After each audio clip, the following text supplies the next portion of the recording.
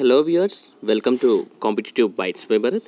ఈరోజు మీ ముందుకు ఒక వండర్ఫుల్ జాబ్ ఆపర్చునిటీతో రావడం జరిగింది. ఈ ఆపర్చునిటీ మనం చూసుకుంటే కనుక పర్మనెంట్ అసిస్టెంట్ ఉద్యోగాలు స్టూడెంట్స్ మనకు జూనియర్ సెక్రటరియట్ అసిస్టెంట్ ఉద్యోగాలు అయితే మనకు సెంట్రల్ గవర్నమెంట్ నుంచి అఫీషియల్గా నోటిఫికేషన్ రిలీజ్ అవ్వడం జరిగింది.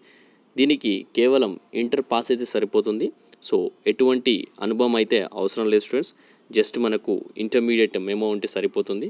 సో మనకు శాలరీ వచ్చేసి 30,263 అయితే వస్తుంది అని అఫీషియల్ నోటిఫికేషన్ అయితే మెన్షన్ చేయడం జరిగింది. సో దీనికి ఎలాంటి ఇంటర్వ్యూ అండ్ ఎలాంటి ఎక్స్పీరియన్స్ అయితే అవసరం లేదు. సో దీని గురించి ఎగ్జాక్ట్గా నేను డీటెయిల్స్ కంప్లీట్గా అండ్ క్లియర్ కట్గా ఎక్స్ప్లెయిన్ చేయబోతున్నాను ఈ వీడియోలో. వీడియోని ఎండ్ వరకు చూడడానికి ట్రై చేయండి. అలాగే మన ఛానల్కి ఫస్ట్ టైం వచ్చి చూస్తుంటే ఛానల్ని సబ్స్క్రైబ్ చేసుకోండి స్టూడెంట్స్.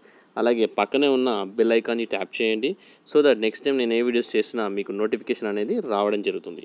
అలాగే చిన్న రిక్వెస్ట్ ఏంటంటే స్టూడెంట్స్, మన వీడియో కనుక నచ్చినట్లయితే వీడియోని లైక్ చేయండి, అలాగే వీడియోని షేర్ చేయడానికి ట్రై చేయండి స్టూడెంట్స్. ఎందుకంటే ఇంత మంచి వీడియోస్ మీ అందరి కోసం చాలా ఎఫర్ట్ పెట్టి చేస్తున్నందుకు మీరు చిన్న లైక్ చేసి అలాగే షేర్ చేస్తే చాలా ఎంకరేజింగ్గా ఉంటుంది. ఇంకా రాబోయే రోజుల్లో మంచి మంచి వీడియోస్ మీ ముందుకు రావడానికి ట్రై చేస్తాను.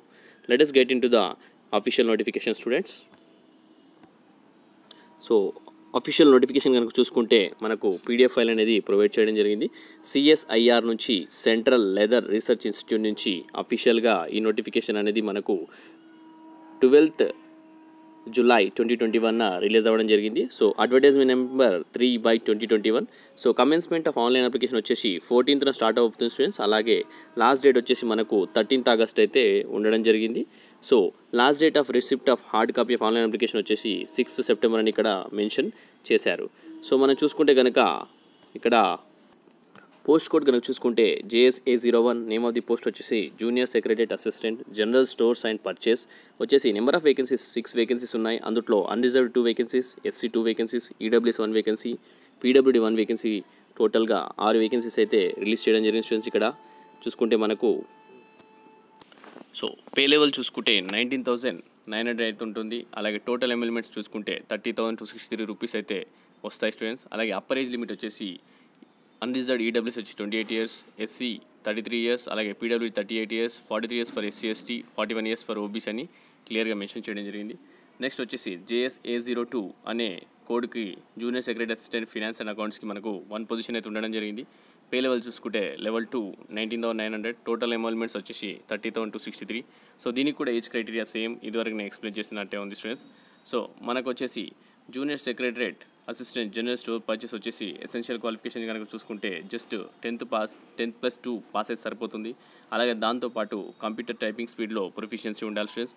డిజైరబుల్ క్వాలిఫికేషన్ వచ్చేసి proven working knowledge of computers, preferably MS office, word, excel, MS PowerPoint అని చెప్పడం జరిగింది ఇక్కడ. అంటే డిజైరబుల్ అంటే మ్యాండేటరీ కాదు, ఎవరైతే ఉందో వాళ్ళకు క్వాలిఫికేషన్ వాళ్ళకు కొంచెం ప్రిఫరెన్స్ ఇస్తారని చెప్పడం జరిగింది. జాబ్ స్పెసిఫికేషన్ కనుక చూసుకుంటే required to provide assistant in functions of general administration, stores and purchase, అలాగే any other official work as when, అలాగే ఏదైనా అఫీషియల్ వర్క్ అసైన్ చేసిన దాన్ని బట్టి వాళ్ళు పనిచేయడం జరుగుతుంది. Junior secretary assistant finance and accounts చూసుకుంటే దీనికి కూడా ఇంటర్మీడియట్ సరిపోతుంది. అందులో అకౌంటెన్సీ యాజ్ ఎ సబ్జెక్ట్ ఉండాలి స్టూడెంట్స్. అలాగే దాంతోపాటు కంప్యూటర్ టైపింగ్ స్పెసిఫికేషన్ ఉంటే సరిపోతుంది. Proven working knowledge of computers, preferably MS office, word, excel అంటే డిజైరబుల్ క్వాలిఫికేషన్. అలాగే దీనికి కూడా provide assistant in functions of finance accounts besides any other official work assigned by competent authority అని mention చేయడం జరిగింది. Note ఇక్కడ చూసుకుంటే కనుక proficiency in computer typing speed వచ్చేసి using computer will only be qualifying in nature with English typing 35 words per minute, Hindi వచ్చేసి 30 words per minute. అలాగే 10,500 kDPH, 9,000 kDPH key depressions per hour అని క్లియర్గా మెన్షన్ చేయడం జరిగింది. On an average 5 key depressions on each word. Time allotted for typing test is 10 minutes which is qualifying in nature అని mention చేయడం జరిగింది students. ఇది వచ్చేసి టైపింగ్ టెస్ట్ వచ్చేసి 10 minutes ఉంటుంది, అది వచ్చేసి జస్ట్ క్వాలిఫైయింగ్ నేచర్ ఉంటుంది స్టూడెంట్స్. ఫైనల్ మెరిట్ లిస్ట్ వచ్చేసి ఓన్లీ రిటర్న్ ఎగ్జామ్ పైన ఉండడం జరుగుతుంది. దీనికి బెనిఫిట్స్ అండర్ కౌన్సిల్ సర్వీస్ చూసుకుంటే కనుక ఈ పోస్ట్కి వచ్చేసి డియర్నెస్ అలయన్స్ ఉంటుంది, హౌస్ రెంట్ అలయన్స్ ఉంటుంది, అలాగే ట్రాన్స్పోర్ట్ అలయన్స్ ఉంటుంది as admittable to the central government సంబంధించిన అన్ని అలయన్సెస్ అయితే వీటికి ఉండడం జరుగుతుంది students. In addition to the enrolments indicated each category of post benefits such as applicability of new pension scheme. దాంతోపాటు మనకు చూసుకుంటే ఇక్కడ చాలా ఇంకా ఉండడం జరిగింది స్టూడెంట్స్. ఇక్కడ న్యూ పెన్షన్ స్కీమ్తో పాటు మనకు వచ్చేసి రీఇంబర్స్మెంట్ మెడికల్ ఎక్స్పెన్సెస్, దాంతోపాటు leave travel concession and house building, అలాగే advances are available as per CSIR rules అని క్లియర్గా మెన్షన్ చేయడం జరిగింది. అలాగే దీనికి ప్రమోషన్స్ చూసుకుంటే రూల్స్ 2020 ప్రకారం administrative services recruitment and promotion తరహాలో మీకైతే ప్రమోషన్స్ ఇవ్వడం జరుగుతుంది. ఇక్కడ అప్లికెంట్ వచ్చేసి మన ఇండియన్ సిటిజన్ అయ్యి ఉండాలి స్టూడెంట్స్ మెయిన్గా. సో అన్ని అప్లికేషన్స్ వచ్చేసి essential requirements post and other conditions మీరు అప్లై చేసే ముందు చెక్ చేసుకోవాలా. మీరు అప్లై చేసిన తర్వాత ఇన్కంప్లీట్ డాక్యుమెంటేషన్ ఉంటే రిజెక్ట్ అయ్యే అవకాశం అయితే ఎక్కువ ఉంటుందని ఇక్కడ క్లియర్గా మెన్షన్ చేశారు. So prescribed essential qualifications are the minimum and mere the possession of same does not entail candidates to call for competitive written examination. So me qualifications అన్నీ సెట్ అయిపోయి మీరు అప్లై చేసినంత మాత్రం మిమ్మల్ని కాంపిటేటివ్ రిటర్న్ ఎగ్జామినేషన్ పిలుస్తామని గ్యారంటీ లేదని చెప్తున్నారు. దానికి ఒక స్క్రీనింగ్ కమిటీ అనేది ఇవ్వడం జరుగుతుంది. ఆ స్క్రీనింగ్ కమిటీ షార్ట్ లిస్ట్ అయితే చేస్తుంది క్యాండిడేట్స్ని మీరు అప్లై చేశాక. సో దాని తర్వాత మీకు రిటర్న్ ఎగ్జామ్కి పిలవడం జరుగుతుంది friends. Application should be accompanied by self attested copies of relevant educational qualifications experience if any. Prescribed qualification should have been obtained through recognised universities. Incomplete application will be rejected అని చెప్తున్నారు friends. So application పంపించేటప్పుడు దాంతోపాటు మీరు self attested copies అయితే పంపించాల్సి ఉంటుంది. అన్నిటి మీద సంతకాలు పెట్టి ఏదైనా ఇన్కంప్లీట్ అయితే మీ అప్లికేషన్ అయితే రిజెక్ట్ అవుతుంది friends. In respect of equivalent clause in essential qualification candidate is claiming for a particular qualification as equivalent qualification as per the requirement of advertisement then the candidate is required to produce of order letter in this regard అని క్లియర్గా mention చేయడం జరిగింది friends. So దాంతోపాటు upper age limit already explain చేయడం జరిగింది friends. అలాగే persons with benchmark డిసబిలిటీస్కి వాళ్ళకు కూడా కొన్ని రిలాక్సేషన్స్ అయితే ఇవ్వడం జరిగింది.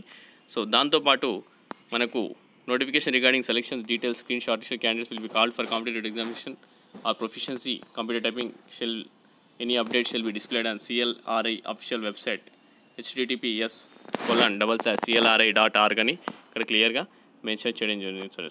సో సెలెక్టెడ్ క్యాండిడేట్స్ వచ్చేసి ఒక 2 years అయితే ప్రొబేషన్లో ఉండడం జరుగుతుంది from date of taking over the charge of the post. The probation period may be extended or curtailed at discretion of the competent authority. After successful completion of probationary period, they will be considered as confirmation accordance with the extant rules. So ఇనిషియల్గా అయితే select అయ్యాక ఒక 2 years అయితే మీరు ప్రొబేషన్లో ఉండబోతున్నారు. So దాని తర్వాత competitive authority decision తీసుకొని extend చేయాలంటే మరి ఒక 6 months ఎక్స్టెండ్ చేస్తుంది, లేదంటే పర్మనెంట్ చేసే అవకాశాలు అయితే ఇమీడియట్గా ఉండడం జరుగుతుంది friends. So mode of examination syllabus చూసుకుందాం. సో కాంపిటేటివ్ రిటర్న్ ఎగ్జామినేషన్ ద్వారా మీకు ఎగ్జామ్ అయితే ఉండడం జరుగుతుంది. అలాగే కంప్యూటర్ టైపింగ్ ప్రొఫిషియన్సీ అయితే ఉంటుంది స్టూడెంట్స్ యూజింగ్ కంప్యూటర్. అది వచ్చేసి just qualifying nature. Competitive written examination వచ్చేసి మీరు మెరిట్ లిస్ట్లో బాగా మార్క్స్ తెచ్చుకోవాలంటే రిటర్న్ ఎగ్జామినేషన్లో మంచిగా రాయాల్సి ఉంటుంది. అలాగే 2 పేపర్స్లో ఉండడం జరుగుతుంది. పేపర్ 1 and పేపర్ 2లో ఉంటుంది students written examination. Second paper will be evaluated for those candidates who secure the minimum threshold marks determined by the selection committee in the first paper. So 2 పేపర్స్లో మీకు సెకండ్ పేపర్ ఇవాల్యుయేట్ చేయాలంటే first పేపర్లో minimum marks అనేవి మీరు తెచ్చుకుంటేనే second paper evaluate చేయడానికి అవకాశం ఉంటుంది. స్టేజ్ 1 వచ్చేసి OMR బేస్డ్ కంప్యూటర్ బేస్డ్ ఉంటుంది. Multiple choice questions. Medium of questions వచ్చేసి ఇంగ్లీష్ లాంగ్వేజ్లో ఉంటుంది అండ్ హిందీ అని కూడా ఇక్కడ మెన్షన్ చేయడం జరిగింది. అలాగే స్టాండర్డ్ ఆఫ్ ఎగ్జామినేషన్ వచ్చేసి ఇంటర్మీడియట్ తరగతిలో ఉంటుంది students. Number of questions 200 questions ఉంటాయి. టైం అలాటెడ్ వచ్చేసి 2 hours 30 minutes అని ఇక్కడ మెన్షన్ చేయడం జరిగింది. మనకు ఫస్ట్ స్లాట్లో 90 minutes ఇవ్వడం జరుగుతుంది. మెంటల్ ఎబిలిటీ టెస్ట్ ఉంటుంది. నెంబర్ ఆఫ్ క్వశ్చన్స్ 100 ఉంటాయి. 200 మార్క్స్ ఉంటాయి స్టూడెంట్స్. అలాగే నెగిటివ్ మార్క్ అయితే ఉండదు. మెంటల్ ఎబిలిటీ టెస్ట్ వచ్చేసి including general intelligence, quantitative aptitude, reasoning, problem solving, situational judgement గురించి అయితే ఉండడం జరుగుతుంది. అలాగే పార్ట్ 2 వచ్చేసి 1 hour ఇవ్వడం జరుగుతుంది. General awareness, English language. Number of questions 50, అలాగే 150 మార్క్స్ అయితే ఉండడం జరుగుతుంది. నెగిటివ్ మార్క్స్ వచ్చేసి 1 నెగిటివ్ మార్క్ ఉంటుంది. ఇంగ్లీష్ లాంగ్వేజ్ వచ్చేసి 50 క్వశ్చన్స్ ఉంటాయి. అలాగే 150 మార్క్స్ అయితే ఉండడం జరుగుతుంది. టోటల్గా 1 నెగిటివ్ మార్క్ అయితే ఉండడం జరుగుతుంది. దాని తర్వాత అందులో క్వాలిఫై అయిన వాళ్ళకు ప్రొఫిషియన్సీ టెస్ట్ పెట్టడం జరుగుతుంది. కంప్యూటర్స్ ఆల్రెడీ మీకు చెప్పాను. టైపింగ్ స్పీడ్ ఎంత చేయాలనేది 35 words per minute Hindi, English, అలాగే హిందీ వచ్చేసి 30 words per minute అని చెప్పడం జరిగింది ఇన్ 10 minutes. సో రిలాక్సేషన్ కనుక చూసుకుంటే 5 years ఉంటుంది. Scheduled caste as per government rules అని ఇక్కడ మెన్షన్ చేయడం జరిగింది. అలాగే దాంతోపాటు మీరు వచ్చేసి అప్లై చేయాల్సిన విధానం కనుక చూసుకుంటే ఆన్లైన్లో అప్లై చేయాల్సి ఉంటుంది. ఇక్కడ వెబ్సైట్ ఇవ్వడం జరిగింది http secured JSARE-recruit.CLRI.org అనేది ఆల్రెడీ చెప్పడం జరిగింది. డేట్స్ ఎప్పుడు అనేది మీరు వచ్చేసి ఒక యూనిక్ ఈమెయిల్ ఐడి అయితే మీరు సేవ్ చేసుకొని పెట్టుకోవాలి. ఎందుకంటే రిక్రూట్మెంట్ ప్రాసెస్ మొత్తం ఈ ఈమెయిల్కి పంపించడం జరుగుతుంది. అలాగే మీరు అప్లై చేసేటప్పుడు మీకు 100 rupees అయితే మీకు అప్లికేషన్ ఫీజు అయితే ఉంటుంది స్టూడెంట్స్. అలాగే SC ST PWD women candidates అయితే ఎగ్జామ్టెడ్ ఉంటారు దీనికి ఫీజు నుంచి.